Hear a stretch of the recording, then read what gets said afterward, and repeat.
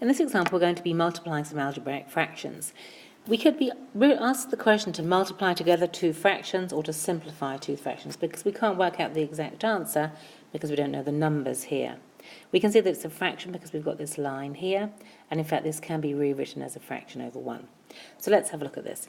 So this is b over 12a squared multiplied by 6ab over 1.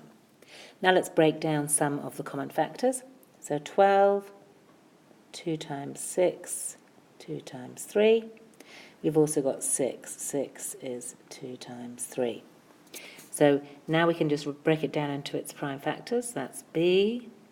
12 is 2 times 2 times 3.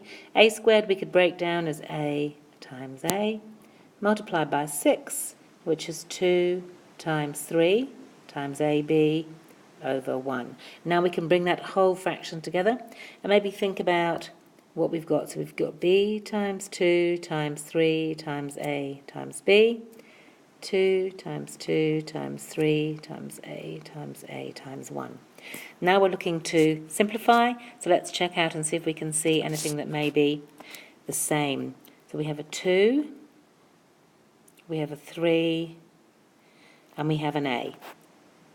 So let's now rewrite it, changing the order of our multiplication so that it's easier to see how to simplify. So we've got a 2 times 3 times a, leaving us with a couple of b's, and then we've got a 2 and a 3 and an a, leaving us with a 2, an a, and a 1. Now we're in a position to split this fraction. So let's get a little gap down here so we can see what we're doing.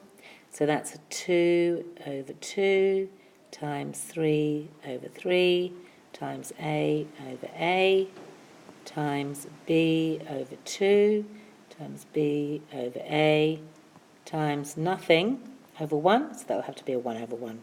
When we have nothing there, we always write a 1. Let's now simplify it and see what can cancel down. 2 divided by 2 is 1, 3 divided by 3 is 1, a divided by a is 1. That's about as far as we get.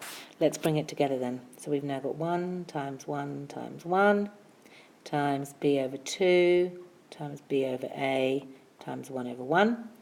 And now bring it into one big fraction again. 1 times 1 times 1 times b.